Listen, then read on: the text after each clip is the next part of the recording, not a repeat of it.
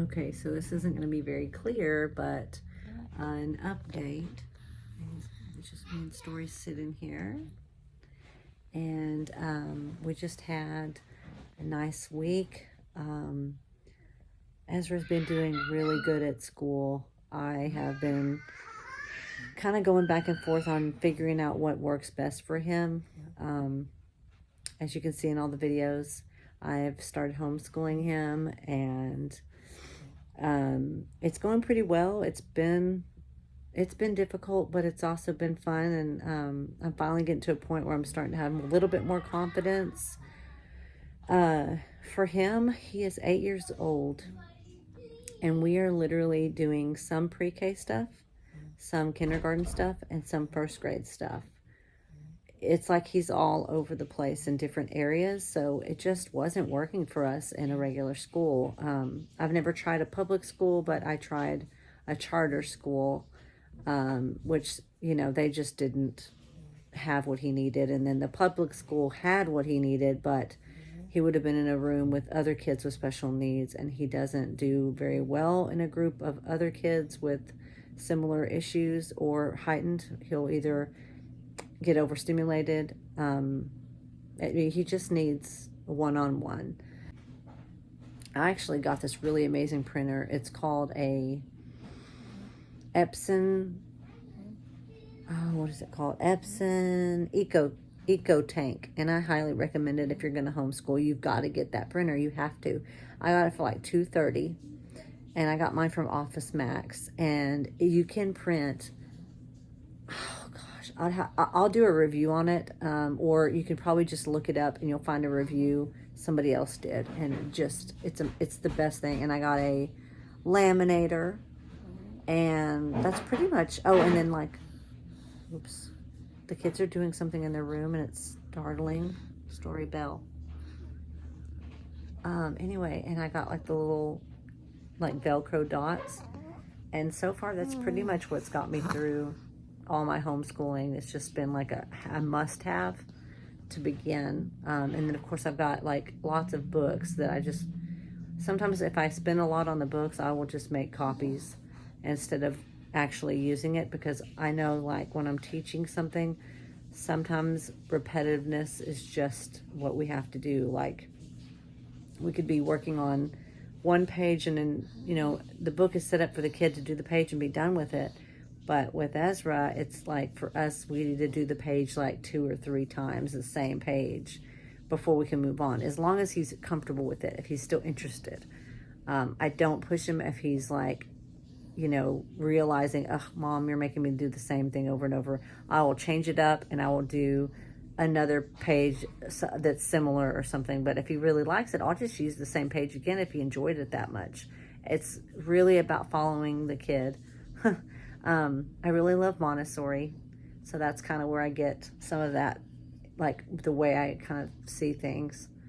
I guess this video is just kind of telling you where I'm at and what we're doing.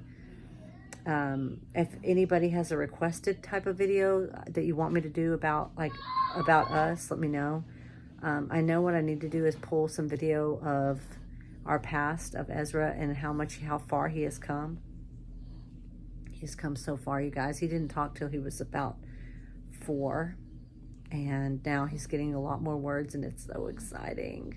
I wish I knew what people wanted to know. I feel like I do, because I remember when I first found out that Ezra had autism, the first thing I wanted to do was talk to another parent who had a kid on the spectrum. That's all I wanted. And so ever since then, I've just kind of like, my goal is like been to be able to be there for other parents, especially when they first find out, just to offer any kind of advice or encouragement, because it's not the end of the world. It just feels like it a little bit at first, but it's actually been really cool. I love this journey. I think the hardest times were the lack of sleep, which is still happening, as you can see.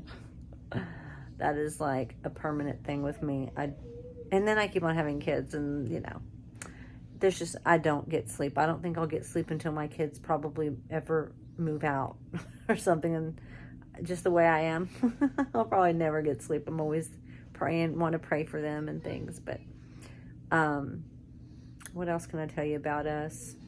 So it's me and my husband. We've been married for 14, going on 14 years.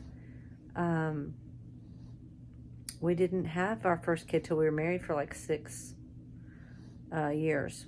And that was Ezra. And it did take me some time to get pregnant with Ezra. But birth was pretty normal, except that I was induced. And I wish if I could take it back, I wouldn't have been. Because I think I went in at like, what was it? Like 5 in the morning and didn't have him until 11 p.m., almost the very next day. And that was really rough. And my doctor has asked me about it, and I'll talk one day about our stance on all the different things that people talk about, that we all go through, and decisions we have to make for ourselves regarding what we're going to do for our kids' health and how we're going to deal with, things that we think will be beneficial to help them with their autism, whether it's just the way we teach, the way we go through life, and also like how we feed our kids, and do we do the vitamins, like things like that, which we do a lot of different things. So I'm excited to share, because I feel like we've found some things that really have helped over the years with sleep, with calmness, with focus. I've found some things that truly, I will say, do help. Above anything though, prayer. That's been the biggest. And him having a sibling, honestly, having a sibling has been huge help. Huge. I don't know what we would have done without God didn't bless us with Ezekiel.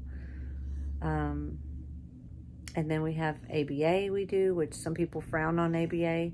I get that, because there's some old traditional ABA, and then there's more naturalistic ABA, which is what we do. So there's some things there. We do OT, speech. We never did PT. We could have probably a little, but we never really had to too much. OT was, actually, I don't think we needed PT, just OT. Montessori, huge help, which I mentioned a while ago. What else can I say about us? I guess I could make this video called About Us. Story Bell, I just had her. She's 3 months old. I have ADHD. I have dyslexia. I have some sensory issues. My husband, he likes to stay more private about his stuff. But there's some things, and that's all I'll say. What else? Ezekiel is very hyperactive, very impulsive so far. He's just turned 7, and I'm sorry, he just turned 5, and Ezra just turned 8. So their birthdays are a day apart, and I will insert some video now of their birthday, and I will look forward to seeing if anybody has any questions. And I'll just put this up as About Us, and any questions. All right, well, bye. It's just that time. Ready? Happy birthday to you. Happy birthday to you. Happy birthday, dear Ezra Zio. Happy birthday to you. Go ahead, Ezra.